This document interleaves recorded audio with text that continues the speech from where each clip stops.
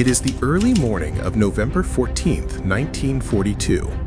The place has a name that does not appear on any official nautical map, but it is already a dark secret shared by all the navies fighting in the South Pacific. The men call it Ironbottom Sound, a strait of black water between the volcanic islands of Guadalcanal and Savo. Here, the ocean floor is not sand or coral. It is an industrial graveyard, a tangle of twisted sheet metal, shattered decks, and bones. Each piece of wreckage is a chapter in a nightmare that began in August. And tonight, another chapter is about to be written. On land, on Guadalcanal, 10,000 American Marines hold a tenuous beachhead. Their survival depends on a fragile maritime umbilical cord. If the Imperial Japanese Navy manages to get through during the night with its large ships and bombard Henderson Airfield, the tide of the campaign will turn. The Marines will be isolated, bombed, annihilated. And the nightmare has a concrete form. Coming from the north, cutting through the darkness like a blade, is a Japanese task force. Its core is the battleship Kirishima. 30,000 tons of steel, 14-inch guns, forged armor. A veteran hardened at Pearl Harbor and dozens of engagements. It is not alone. Heavy cruisers and a destroyer escort accompany it. Its mission is simple and brutal: clear the way. It is the doctrine that the Japanese perfected: night fighting, where courage, sharp vision, and long torpedoes rule. For them, the night is a cloak of invisibility and superiority. But tonight, the geometry of the shadows in Savo hides an anomaly. To the southwest, maintaining absolute radio silence, its forms diluted against the black outline of the islands, another giant patrols. It is the USS Washington, a colossus of the new North Carolina class, 45,000 tons, armed with 9 16-inch guns capable of launching a projectile the weight of a small car more than 30 kilometers away. It and its sister ship, the South Dakota, are the only American battleships hundreds of miles away, the last barrier. However, the Washington is not just another battleship. It carries a weapon that no Japanese ship in that force possesses, a weapon that doesn't fire projectiles, but redefines the very night. And at its command is a man who understands this weapon not as an instrument, but as a new language of war.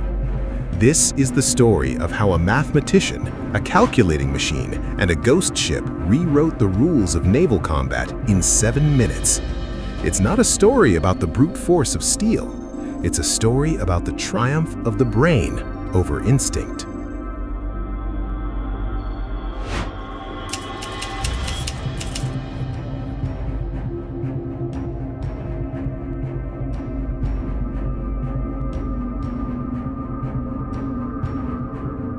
To understand what happened that morning, one must begin not with the roar of cannons, but with the silence of a study room, and with the mind of the man in command of Task Force 64, Rear Admiral Willis Augustus Lee, known as Ching.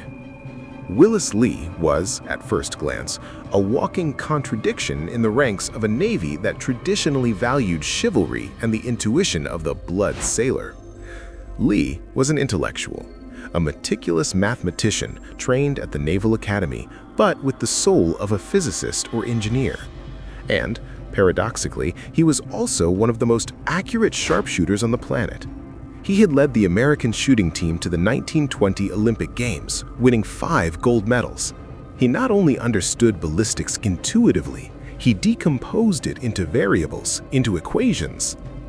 While most of his fellow officers viewed the new radar equipment installed on the ships with skepticism, seeing it as strange devices full of flickering screens and noise, unreliable, Lee saw in it a revolution. For him, radar was not a magic eye. It was a logical extension of his own mind. It was a sensor that transformed the chaotic and invisible world of the night of battle into data, into numbers, into coordinates. While other commanders trained their lookouts to see further in the dark, Lee locked himself away with his radar operators and gunnery officers. He studied the radiation diagrams of the SG devices. He delved into the manuals of the fire control computers. He wanted to understand not only how they worked, but their limits, their flaws, their error signatures. He treated them like an Olympic shooter treats his rifle, knowing every nuance, every peculiarity, until man and machine became a single system. On the night of November 14th, in command of the Washington, Willis Lee was not just fighting a naval battle. He was conducting a full-scale experiment. The battlefield was his laboratory, the Japanese fleet the unknown variable, and his radar the perfect measuring instrument. The fate of Guadalcanal would not be decided by a charging cry, but by the silent precision of a calculation. War was about to leave the age of instinct and enter the age of the algorithm, and Willis Lee, the nerd on the bridge, was its prophet.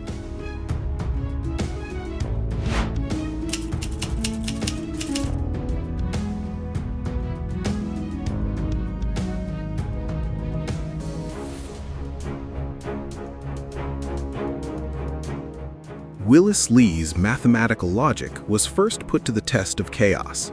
Shortly after 11 p.m., the light forces in contact collided. In the dark, the American destroyers, serving as guts for the battleships, were engulfed by a sudden storm. The legendary Japanese long-lance torpedoes, with their enormous range and devastating power, tore through the hull of one, then another. Bursts of fire from smaller cannons illuminated scenes of instant destruction.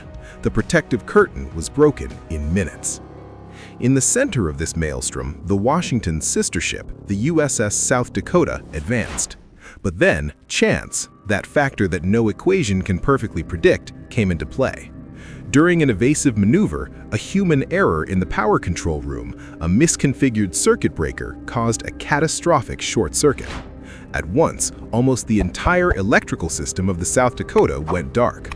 The lights went out. The radars, silent. The gun turrets, paralyzed. The 35,000-ton giant was blinded and crippled in the middle of the battle. And then it became a beacon. Fires broke out in its superstructure, illuminating its majestic profile against the black sky. Japanese searchlights coming from various ships captured it in their crossed beams. For the Japanese commanders, it was the most tempting sight possible. A lone American battleship, motionless and illuminated like a target on a shooting range. A dozen guns, from the Kirishima and heavy cruisers, converged on it. Projectiles of all calibers began to rain down on the South Dakota. Its bridges were swept away, its upper decks razed. It was being systematically dismantled. On board, it was hell. On the radio, only static. For the Japanese, victory was sealed. They had found and were destroying the only major American adversary in the area. All his focus, all his fury converged on that floating ember. And it was precisely this absolute focus that created the perfect opportunity. While the South Dakota burned, drawing all eyes like a tragic star, a larger, more sinister silhouette maneuvered in the peripheral shadows. The USS Washington, commanded by Lee, had cut the power of its own searchlights and maintained a strict radio silence. It moved slowly, laterally, keeping southeast of the disaster. The thick smoke of the battle, the confusion of echoes on the Japanese radar, and above all the hypnotic fascination with the burning South Dakota made the Washington a ghost. The tragedy of a sister ship became, unintentionally, the most effective tactical smokescreen in naval history. While everyone stared at the fire, the hunter remained in the blind eyes of the night.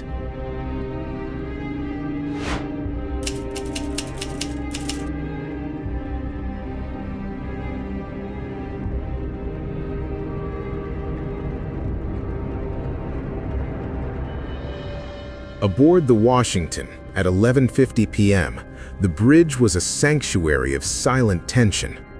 Outside, the northern horizon pulsed with explosions, illuminated by the flashes of Japanese cannons aimed at South Dakota. Inside, the only light came from the radar screens, emitting a ghostly greenish glow. These screens didn't show clear images. They showed a confused jumble of blips, points of flickering light against a background of grainy static. These were echoes. and these echoes were a nightmare to interpret. The strong returns from the mountains of Guadalcanal and Savo Island mingled with the echoes of burning ships, drifting destroyers, and the moving Japanese fleet. To an inexperienced operator, it was an indecipherable blur, a visual noise. But Willis Lee was no ordinary operator.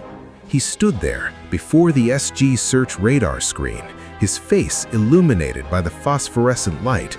With the calm of a surgeon, he fine-tuned the controls, filtering out the background noise. He wasn't just seeing dots, he was reading a signature. He triangulated information between the long-range search radar and the more precise Mark III fire control radars aimed at the target. His mind, trained in mathematics and ballistics, processed the raw data, the direction, the speed, the force of the return. Gradually, in the chaos of his screen, he began to isolate a specific set of blips, a large, dense group moving with purpose, and within that group, a particularly strong and constant echo. He couldn't see it with his eyes, but on the Cartesian plane of his radar, he identified it with absolute certainty. It was the steel core of the battleship Kirishima, at 18,000 yards, about 16.5 kilometers, and approaching the primary target. The gunners of the Washington had their fingers on the triggers. The 16-inch guns were loaded. Human instinct, seeing his brother being beaten, screamed for immediate action, but Lee imposed ironclad discipline. To fire now in that tangle would reveal his position, waste ammunition, and lose the critical advantage of surprise. He ordered that the target be kept illuminated by radar, but that the cannons remain silent. He was hunting, and a hunter knows that the moment between spotting the prey and pulling the trigger is the most critical. He waited. Patience was his sharpest projectile, and he had not yet fired it.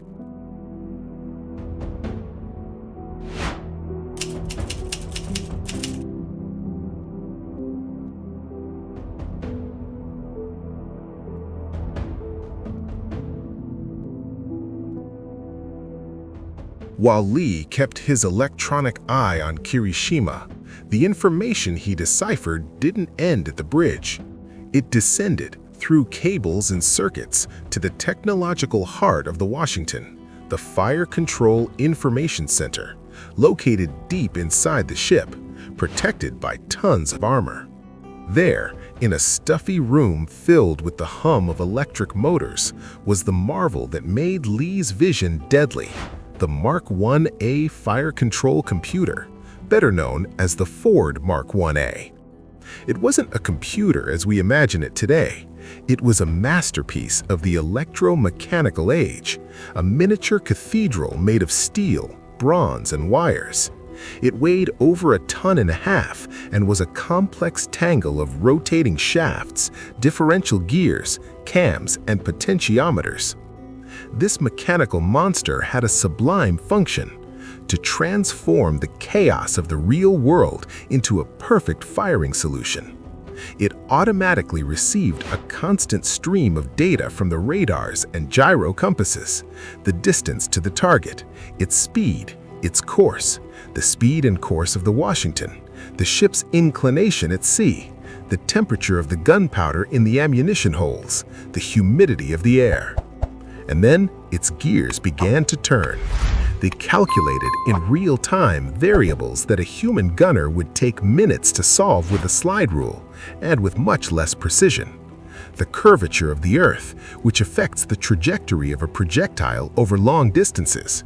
The Coriolis effect, the subtle force caused by the planet's rotation, which deflects a projectile to the right in the northern hemisphere. The drift caused by the wind. All of this was synthesized mechanically and analogically into two simple and crucial numbers: azimuth and elevation, where to point the cannons and at what angle. While, aboard the Kirishima, experienced Japanese officers shouted adjustments based on observing the flashes of their own shots, a slow method of walking the shot to the target, the Washington already had its solution. Before the first gunner even touched a button, the Ford Mark 1A had already dictated through electrical impulses the exact positioning of the three triple 16-inch turrets. The cannon was merely the arm. The brain, pulsing and spinning in the hold, was made of bronze and steel. It was the birth of a new type of war, automated war, guided by data, where precision surpassed passion. Everything was ready. The ghost had seen, the brain had calculated. Now, only the verdict of fire remained.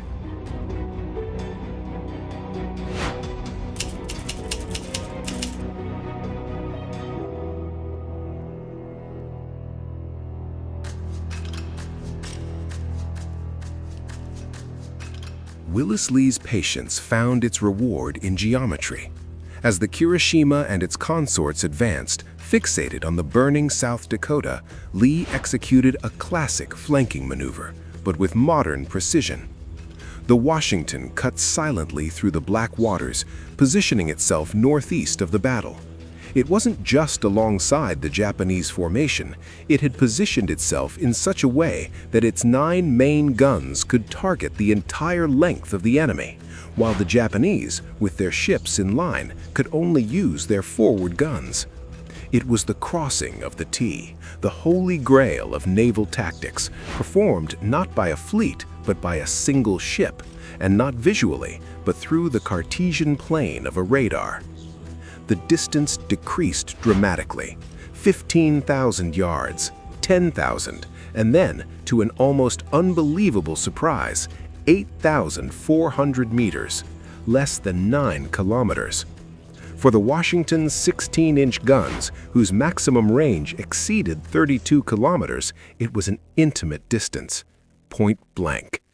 At that proximity, the trajectory of the 1,200-kilogram projectile is practically flat. It doesn't describe a graceful arc in the sky.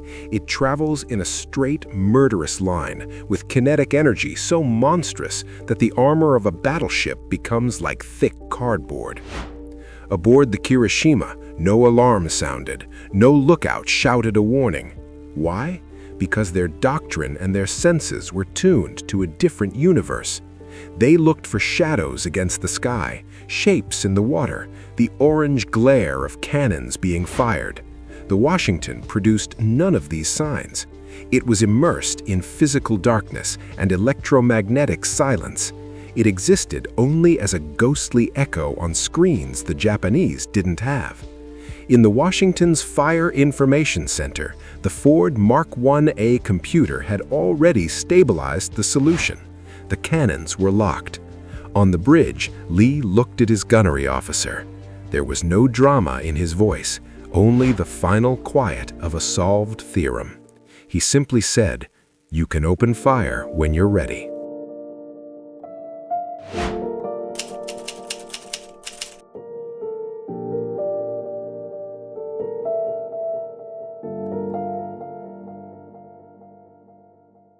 What followed was less a battle and more a clinical demonstration of a new paradigm of destruction. Aboard the Washington, it was a process, an electric hum of confirmation, a hydraulic tremor as the 3 gigantic turrets, each weighing the weight of a destroyer, rotated their final degrees in unison. Then the world collapsed in sound. The roar of the 9 16-inch guns firing a full salvo was not a single bang. It was a pressure wave that hurt the eardrums, a convulsion that made the battleship's hull tremble. An abyssal silence followed, broken only by the hiss of the servo motors repositioning the guns, fed by continuous data from the Ford Mark 1A. It was violence reduced to a feedback loop. Fire, correct, fire again. Methodical, relentless. Aboard the Kirishima, it was the sudden advent of the apocalypse. The Washington's first salvo was not a warning, it was a sentence executed. The flight time of the projectiles at that distance was a mere 15 seconds. The lookouts on the Kirishima's deck may have seen, for the first and last time, 9 red rockets tearing through the night toward them, not coming from the wounded South Dakota ahead, but from a sector of pure darkness to their right. And then the impact. The first projectile pierced the side armor below the waterline and exploded inside the ship, destroying power generators and rupturing steam pipes. Others followed in a terrifying rain of precision. In 7 minutes, the Washington launched 75 of these 1-ton projectiles, in addition to a hail of 5-inch projectiles that swept its decks. At least 20 of the heavy projectiles found their target. The Kirishima's superstructure was dismantled, its gun turrets dislodged from their cradles, its command bridge wiped off the map. Fires broke out from the deck to the hold. Most critically, its rudder jammed, condemning the giant to spin in wide, powerless circles. The Kirishima, a symbol of imperial might, never managed to return a single significant shot against its attacker. Its gunners, trained for a duel of observation and adjustment, were blind. They were being massacred by a ghost. In a few minutes, it was reduced to a reeling, burning hull, its crew fighting against a hell that had literally sprung from nowhere.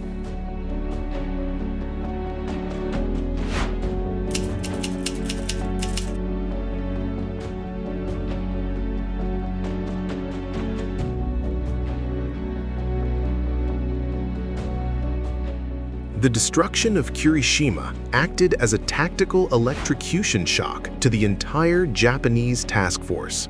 The sight of their flagship battleship, the pride of the fleet, being systematically torn apart by an invisible enemy, broke their will to fight.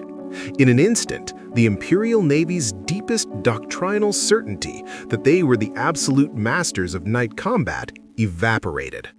If a battleship could be annihilated without even seeing its executioner, what protected their cruisers and destroyers? Cold, rational panic set in. The surviving Japanese ships, without a command center and confronted with the paranoia of invisibility, aborted the mission to bombard Guadalcanal. They launched a smokescreen and retreated north in disarray. The USS Washington had, alone, stopped a fleet. Willis Lee hadn't won simply because he had better radar. He won because he integrated this technology into a complete system. Radar perception, analog computer processing, the precision of gyroscope-controlled cannons, and above all, the disciplined mind that knew how to read the data and impose the necessary patience. It was the triumph of the system over instinct, of the algorithm over audacity. That night, the strategic advantage in the Pacific changed forever. Japan lost not just a ship, it lost its most critical conceptual advantage. The future of naval warfare had been decided, not on the deck of a ship, but in the abstract space between a radar echo and a brass gear.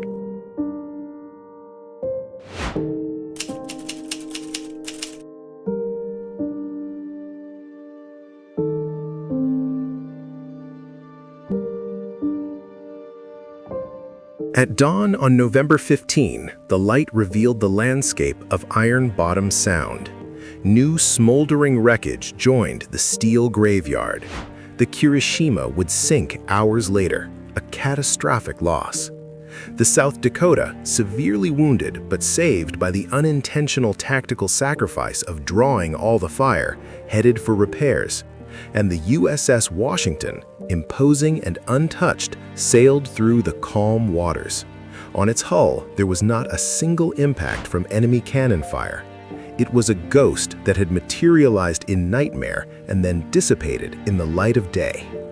The ghost of Sabo entered the legend, but its legacy is more concrete than a naval fairy tale. The battle was an epistemological turning point. It proved irrefutably that the mastery of information, seeing it, processing it, acting on it faster than the adversary, was more decisive than the thickness of the armor or the courage of the crew. The DNA of that triumph has not been lost. It replicated itself. the spirit of the Ford Mark 1A evolved into the digital computers of guided missiles, into the linked data networks of the AEGI system, into the omnipresent situational awareness of a fifth-generation fighter jet. The fusion that Willis Lee personified, technical insight, automated processing, and the sovereignty of human decision-making became the fundamental dogma of modern warfare in every domain. The Second Naval Battle of Guadalcanal ended on November 15, 1942, but the era it inaugurated, the era of networked-based warfare, of battles decided by the speed of data processing, had barely begun. The USS Washington and its quiet, mathematically minded commander were not just heroes of a night, they were the prophets of a new and awe-inspiring world.